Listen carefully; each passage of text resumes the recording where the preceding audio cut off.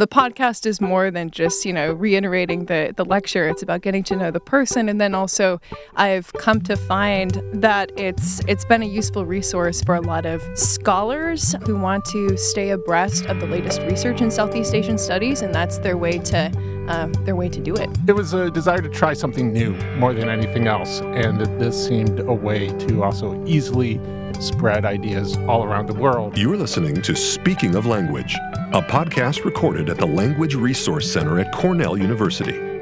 Each week, we explore a topic related to language pedagogy and second language acquisition. This week on Speaking of Language, we meet some of the teams behind two other Cornell-based language and culture podcasts. The Next Monsoon, examining artistic and cultural responses to climate change in South Asia, and Gatty Lecture Rewind, conversations and interviews with visiting scholars working in and around Southeast Asia. Welcome to a new episode of Speaking of Language. I'm Angelica Kramer, the director of the Language Resource Center at Cornell University. And I'm Sam Lupowitz, the LRC's media manager. We are joined today by colleagues involved with two other exciting podcasts at Cornell. Daniel Bass and Shavin Seneviratne are the co-hosts of The Next Monsoon, a podcast produced by the South Asia program. And Francine, Barchett, and Emily Falica are involved with the Gatty Lecture Rewind, a podcast produced by the Southeast Asia program. Welcome to Speaking of Language. Thank you, Angelica. It's good to be back here. Thank you for having us. Angelica. Yeah, it's really exciting to be here. Yeah, we're really excited to be here.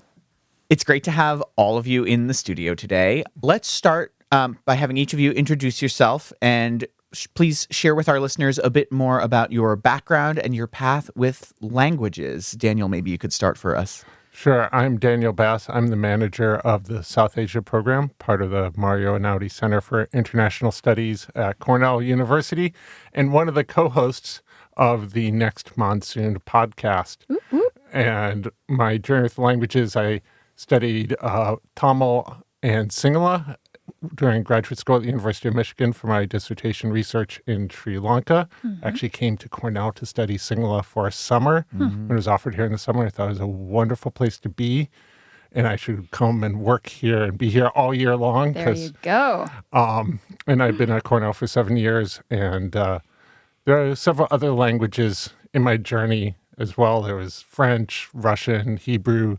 I took Yiddish a few years ago here, but Sinhala and Tamil are at least the main research languages that I used that I had FLAS fellowships for while in graduate school, but that's the subject of another podcast. There we go. Well, I'm Shavin Seneviratne, and I'm a master's student in architecture at Cornell University, and I'm also the co-host for the Next Monsoon podcast. My journey with languages, well, I grew up speaking Vietnamese, so yes, and my dad is Sri Lankan, but I can't speak Sinhalese very well. The only words that I know, I feel like it's more about food. Which is very important. A good place to start. It's the most important place to start. Francine. So I am a PhD candidate at Cornell in natural resources and the environment, but actually I've kind of been around Cornell for a while. And my pathway in languages really started when I was an undergraduate. And going to high school in Southwest Michigan, I took Spanish classes growing up, but I didn't really learn anything. It was just, like one class, couple days a week, and mix of Spanish and English kind of thing. And you know what? Maybe it sounds a little silly, but like I was kind of envious of people who it seemed like they had a couple different spaces in their brain and they could just think in other languages and speak in other. And I was just like, wow, they're geniuses. I would like to see if I can reach that. And so when I started as an undergrad at Cornell, I made an undergrad bucket list. And one of the things that I wanted to achieve was to reach fluency. Now I know it's more of a relative term, but an advanced level of another language. And so I blotted out a couple of choices. I thought, Mandarin or Arabic would be difficult in, the 4-year undergrad period. I also wanted something that wasn't so niche, but, that had a good amount of speakers, but that would be relevant to what I was studying and was interested in. Again, being at Cornell as an undergrad, there were signs like everywhere around the arts quad, all around Cornell campus that was like Southeast Asia program, learn Indonesian, learn Vietnamese. Go, yeah. And I was like, oh, well, let me see. I don't really know very much about that region. I didn't even know that was like what Southeast Asia was. And so then I like go on to Google and learn about, Southeast Asia, the different language options. And then I decided, hey, if I'm going to learn another language, I don't want it to just be in a classroom setting. I want to have, the opportunity to practice it in a country or in a culture where, it's an immersive experience. And so that's where I really got interested in Indonesian because, it's the fourth largest country in the world, largest Muslim majority population. I was studying international agriculture and rural development, was very interested in the oil palm industry. Yeah. And so I was like, oh, that sounds very interesting. In addition to the fact that it's a critical language according to the Department of State and the Department of Education. And so there's all sorts of opportunities for Americans, if you're taking the language seriously to go on the critical language scholarship program, which that's what I did in, I think, 2018. And then there's a few other areas where I was not only able to learn Indonesian in a classroom setting, but two immersive semesters. So that really opened helped me fulfill my language bucket list at Cornell and got me interested in that region of the world. And then more broadly in terms of what I do at Cornell, my research more so focuses on Southern Africa and wildlife conservation, but particularly legal and illegal hunting. Oh, wow. I am still somewhat at the beginning of my work, but I am trying to find ways to do cross comparisons to Southeast Asia, and then I still have, this great passion and history there. Wow. And, Cornell, any person, any study. In any language. In any language. There you go. All right. Well, Emily, what about you? What's your journey with language look like?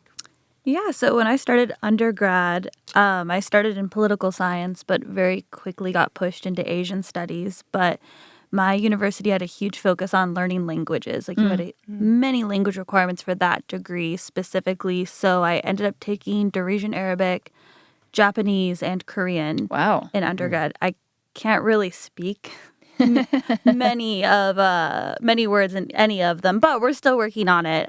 Good. And when I was in undergrad, I focused a lot on North Korean ideology and history. Oh, interesting. So I leaned more towards learning Korean because there's not a lot of access to education and history from North Korea in English. You kind of have to be able to read Korean to know what their press statements are saying or know someone who can translate it for you.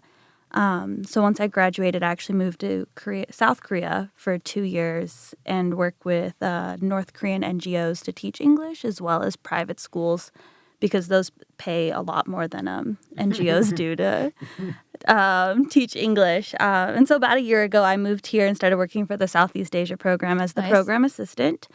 It's been really fun. I've been learning so much about the language learning resources and how more undergrads need to be taking Southeast Asian languages because, like Francine said, there's so many resources and academic opportunities for learning them because a lot of them are critical languages. So my future is still a little blurry. Will I start maybe learning Indonesian? Yes. Will of course I you will. actually dig into Korean and finally learn how to write it? Yes. We'll see. One or the other. No, both. Stay tuned. And then some, exactly. Maybe not both, but we'll pick one. One at a time. Excellent. Well, Danielle and Shavin, as both of you mentioned, you are co-hosting The Next Monsoon. Tell us about your podcast. How did it get started? What is it about? Who's the audience? Well, the podcast started as part of a grant from the National Endowment for the Humanities that the South Asia program received. And it's part of a larger project called The Next Monsoon, Contemporary Cultural Responses to Climate Change in South Asia. And it's going to culminate in a conference at the end of October 27th to 29th at the Johnson Museum of Art. There are about 20 scholars from all around the world coming to present their work about climate change, responses to climate change in South Asia. And this will also result in a book as part of next year, as well as the second season of the podcast. Because one goal of the NEH grant is public dissemination of ideas. Sure. And so we decided to do a podcast as part of that. And so Wonderful. season 1 came out last spring, and then season 2 will be in spring 2024. Nice. So in our podcast, we had 6 speakers, and they have very different backgrounds. So I think it's exciting to speak to them with different expertise. Yeah. Because in all, I think they give a really great discussion about how, besides academia, how they engage with people on the ground, and that gets the discussion going, and hopefully fuel how we'll think about the conference. Yeah, that's wonderful. Yeah, in the first season, we had 6 episodes, each one focusing on a different scholar, including the collaborators, the principal investigators on this grant, the former director of the South Asia program, Iftikhar Dadi, the current director, Sarah Besky, as well as their colleagues, Sonal Kulur from University of Pennsylvania and Rupali Gupte from the School of Environment and Architecture in Mumbai, as well as Cornell alum, Jason Kahns, who's now at Texas, and another scholar, Asan Kamal, who is based in Pakistan. Nice. So who is the audience that you're trying to reach? Obviously, thanks to the grant, not only focused on Cornell, right, but focused on the world? Everyone. We're trying to reach everyone. Whoever gets. Yeah. It is, I think a primary audience of people who are primarily interested in climate change in South Asia or arts and culture in South Asia, because it's very much about humanistic responses to climate change. This is not about the science. Yeah. It's about how artists, architects, filmmakers, and everyday people respond to climate change through their culture. So anyone who's interested in that in any part of the world, I think, has something to gain from it.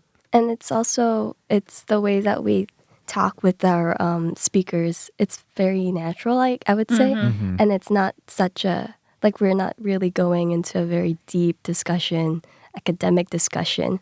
So the hope is everyone would be interested in listening to it. Yes. And one of my favorite parts of the podcast is the very first question, which was something that Shavin had wrote. She asked each of the speakers, what do you think of when I say the word monsoon? And it's wonderful. You could hear it in their voices. People, memories came back to them. And one of them talking about peacocks dancing in the rain in Delhi, or talking about floods in Karachi, or talking about just overwhelming humidity in Bengal. And so you had these visceral reactions that we could see on their faces, but you could hear in their voices as everyone talked about their memories of monsoon. And that led to a kind of more comfortable, casual conversation, and not just a high-level academic one. Who came up with the title? The title was, I had come up with the title of The Next Monsoon for the grant, as we were trying to find a word, something to signify South Asia, but not specify it. I think I was prone to do it because I also host a biweekly radio show called Monsoon Radio on WRFI Community Radio in Ithaca. And when I told my daughter about this podcast, she's like, you're creating this monsoon cinematic universe. The MCU. Yes, exactly.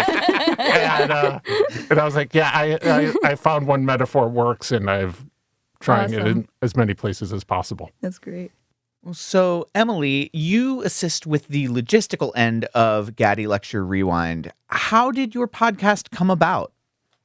So I was not here when the podcast came about. I was handed the login for all of our software and upload our platforms that we use to upload, and told you make sure you pay these every month. I was given a very brief history. I think Francine can probably speak more on the history of it, because I'm more involved with the undergraduate student workers, helping them with production and buying them microphones and answering their questions.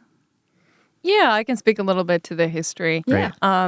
So I also did not start the podcast. I'm kind of glad I didn't, in that it was already set up and ready to go. I think when Emily and I waltzed in. We had a good pre-existing, I want to say there were 50 podcasts already up. Yeah. And so Michael Kirkpatrick Miller, Michael K. Miller, he started the podcast maybe 3 or 4 years ago with this idea that he had circulated to folks in the Southeast Asia program of, shouldn't we share some of the insights of the Gatty Lectures, which is this endowed lecture series at Cornell in the Southeast Asia program. Shouldn't we share those insights to a broader audience? Maybe people aren't able to make it to the Gatty Lectures. And I think that was really the original reason behind the podcast. And it's kind of morphed over time. And there was a period during COVID where the lectures were being recorded on Zoom. Sure. So like a couple of the people that we interviewed, they're like, well, what's the difference between having a recording that's put on YouTube and a podcast recording? Yeah. And I was like, there is a difference. We get a much wider audience, for one thing. I'm thinking about the reasons I listen to podcasts. I'm going on a run. I'm driving to the store. Yeah. It's a more, a very rising form of media. And we also do it a bit differently than just digesting someone's Gatty lecture points, in that I try to make it fun, where you're getting to know the person personally as well as their scholarly work, and just kind of warming up. What's your fun fact? We get very interesting fun facts. One person was like, what's it called when you're like putting your fingers back all the way? Like they demonstrated hypermobile? Something like that. But Is there a word for that? In English? I think there's a word for that. But she like demonstrated in person, and then we have 2 production managers, and they were like doing that beside the guest, and I was like, oh, gross. I can't do that. My point is, the podcast is more than just, reiterating the lecture. It's about getting to know the person. And then also I've come to find that it's been a useful resource for a lot of scholars, junior up to senior level, who want to stay abreast of the latest research in Southeast Asian studies. And that's their way to do it. So Francine, how did you end up becoming involved with the podcast? Good question. I shared earlier that a lot of my undergraduate experience was centered around Southeast Asian studies, and I still have a deep love and passion for that region. And so as I was starting my doctorate program, I had a research topic that wasn't Southeast Asia, but I was like, I want to keep my connection to that group. And I also... for me, my career intentions beyond PhD are going in being in a non-academic setting. And so it's very important to me to be able to communicate to different audiences and through different communication means. And so I was like, when I saw the Gatty podcast advertisement, like, we need a new host, I was like, I should check that out.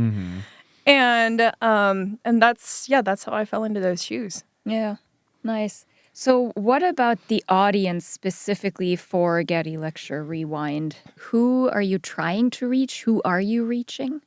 There's many answers to that. I think something that's really cool about the Southeast Asia program here is that we're not just a resource on campus, but we have a huge international reach on multiple social media platforms, as well as when it comes to the podcast. So I think the audience is literally anyone who wants to have access to like a really cool, I don't want to say elite, but like elite experience where like you get to have a conversation with someone you normally wouldn't be able to meet if you're in a different situation. I know, like, I grew up being homeschooled, so things like podcasts, YouTube, anything recorded was really important to my education if I wanted to take it a step above just whatever workbooks I was doing. And even in my undergrad, my university really only had resources for wanting to study, China, but I wanted to study things that were relating to North Korea. So being able to tap into another university's resource to be able to expand my own education is really important to me. And I think that's something we still try to do with a lot of our events, not just the podcast, is make it so it's accessible to everyone, not just students who can make it to the lecture. Absolutely. Yep. Big believers here at the LRC in open educational resources. Yes. I wanted to add on a little bit to Emily's point where when I'm interviewing guests, I share with them a list of questions in advance, and I also prep them by saying, this is our audience. And it's hard to, I'm a social scientist. I know it's very hard to collect data when it comes to surveys. So like we've tried to survey our listener base. We even had a commercial on our podcast, like please fill out our survey. And, NPR 5 of you does that, yeah. And like people would, I think they were to win a gift certificate toward a book from the Cornell Southeast Asia program or something like that. Yeah. But 3 people maybe filled out the survey. But in terms of like interactions that I've had with people who say, I'm a proud listener of your podcast, it's, I would say anything from undergraduate level to senior academic, very diverse interests related to Southeast Asian studies. And as Emily stated, the Southeast Asia program it's an amazing resource and one of, if not the top Southeast Asian studies institutions outside of Southeast Asia. So the fact that we have, we're gathering top scholars and novelists and, others who are not from academic backgrounds to have conversations around their work and have that given to a broad audience for free is something that we're really proud of. Yeah, that's great. Great resources. So that sort of helps me seg into my next question for you. Why did you choose this medium? Why a podcast? What about that made sense for conveying this message and information? When we were writing the grant, Sarah Baskey, the professor in ILR and now the director of the South Asia program, came up with the idea of podcast because we were trying to find something different for public dissemination. Just posting on social media is not enough. Or we're creating a website as well, but some ways of moving out. And it seemed like this really something new. We'll try it. And then we got the grant. We're like, oh my. Now we got to make a podcast. Who's gonna host it? Who's gonna write it? And over time, we realized that I had a lot of experience with audio medium, although I had not done a podcast. And I also want to credit our SAP administrator Gloria Lemus Chavez, who composed the music. Oh yes, theme music for the podcast. Nice,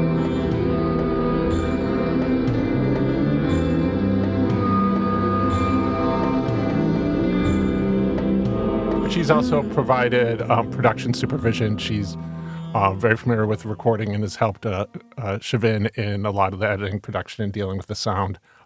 As well as, of course, Sam, who helped us record the podcast in the beautiful LRC studios. Yes. And had a great time doing it. In which we are now occupying. So it was a desire to try something new more than anything else. And that this seemed a way to also easily spread ideas all around the world because the podcast is available on all your major podcast networks. Yeah. Well, and as you said, because you're more interested in making this broadly accessible and it's not very scientific and academic, right? I think the podcast medium is nice and easy to digest and a good introduction. Yes. Yeah. And also just you can listen to podcasts anywhere whenever you're doing anything. So it's very much like listening to a conversation in your head.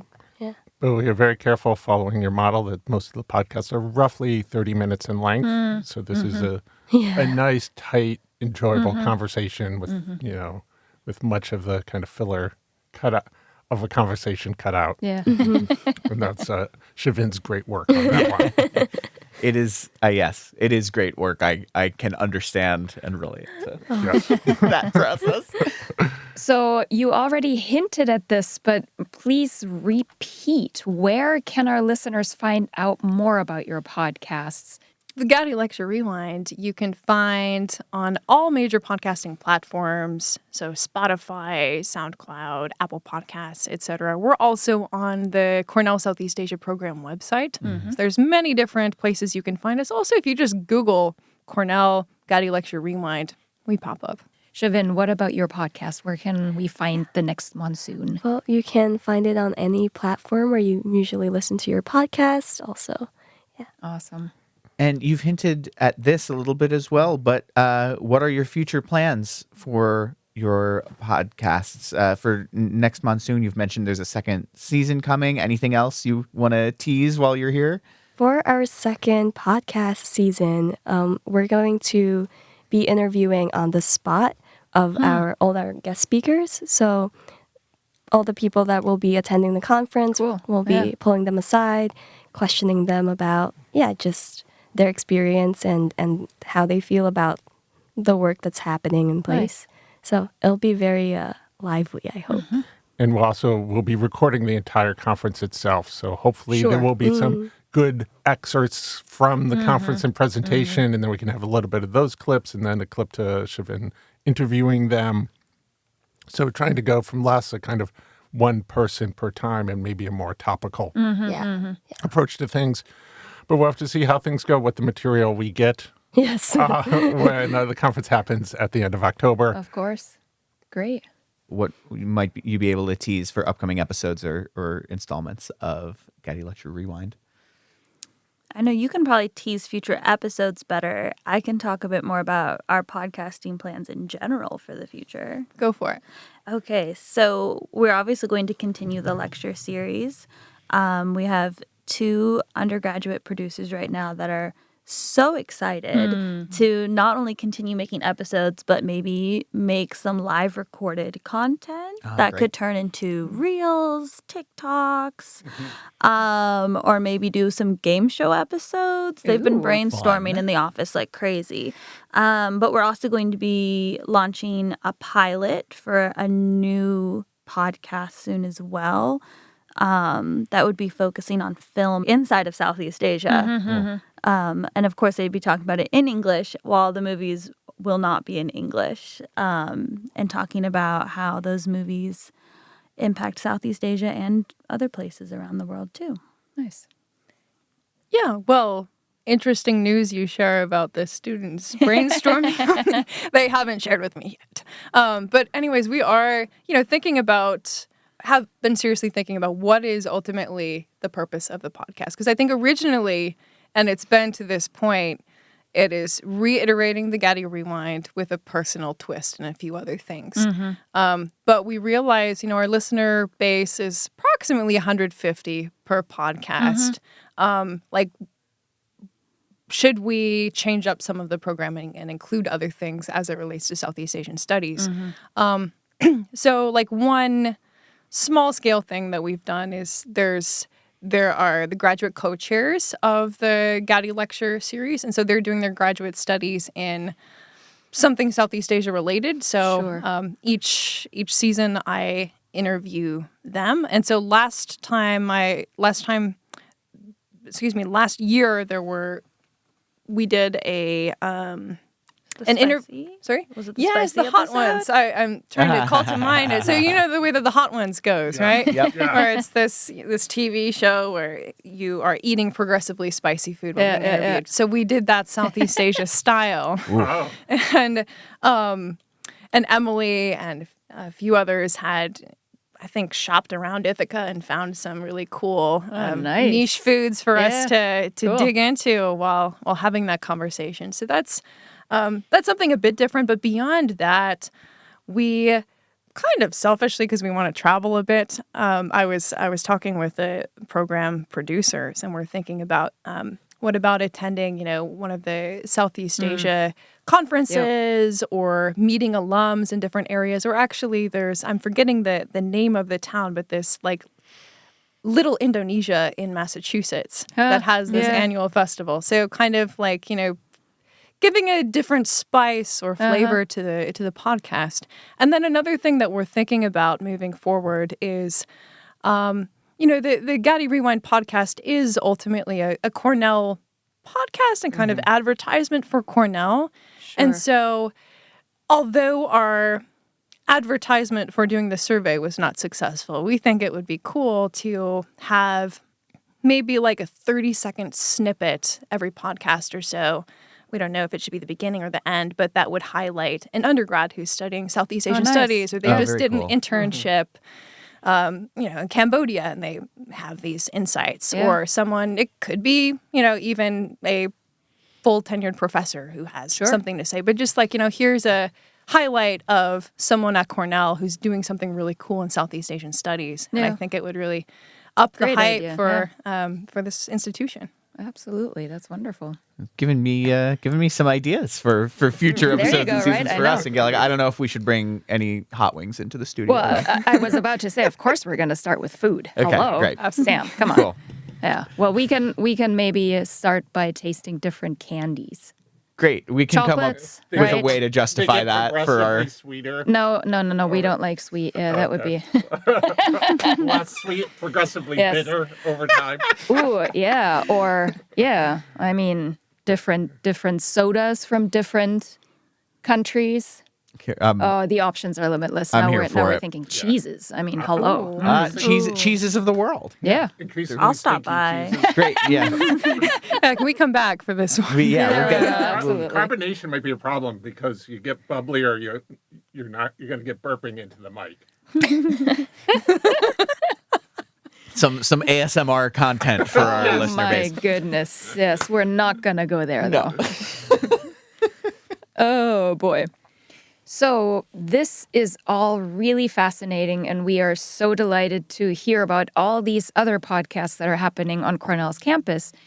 Before we sign off, we would like to ask each of you to share a word in a language that you speak, you love, you are learning, you may want to learn, that doesn't exist in English, but you wish it did. Shavin, why don't you start? It's like a sassy word, I would say. Ooh. It's in Vietnamese, and it's like "giãn," and it's gonna be so funny if Vietnamese speakers listen to it.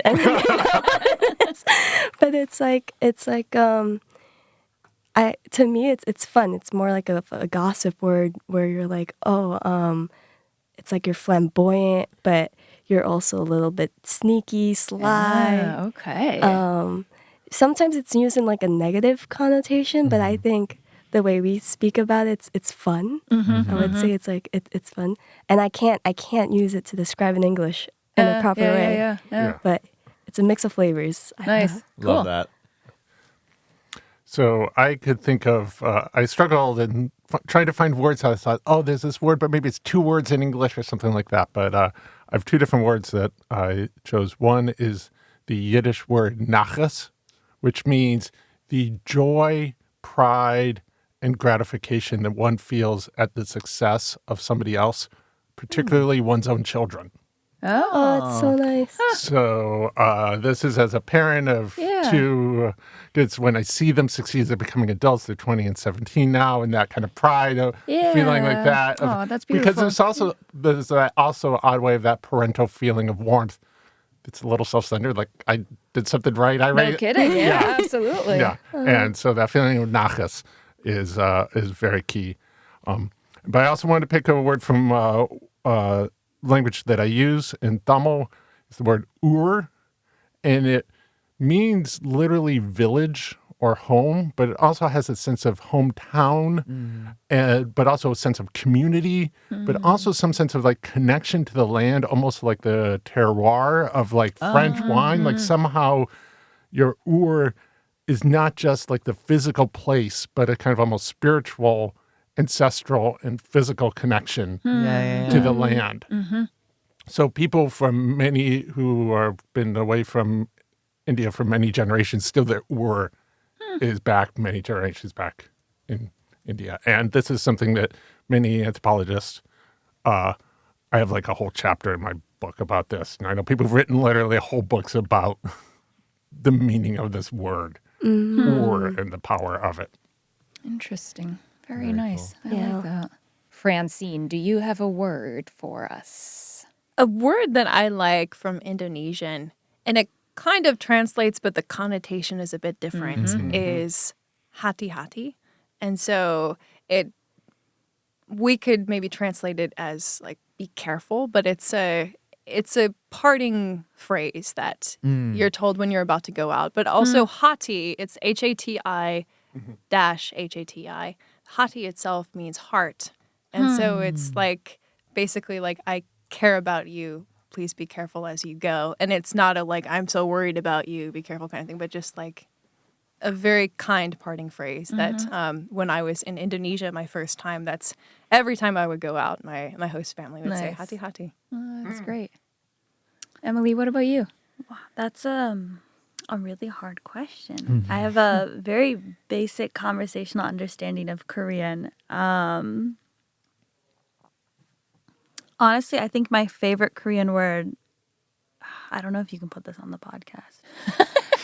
We'll see. Well, now we want to hear it. It's really simple. It's a chimak.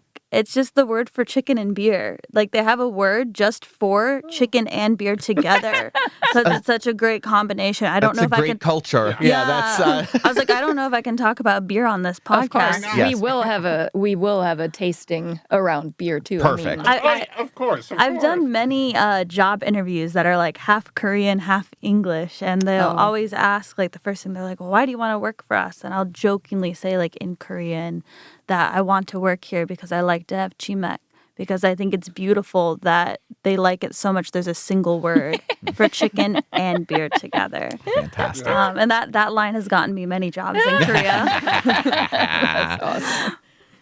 Excellent. Well, thank you so much for speaking of language with us today, Daniel, Shavin, Francine, and Emily. It's been a pleasure to join Thank you you. for the opportunity. Yeah, It's been great. Thank you for having us. Yeah.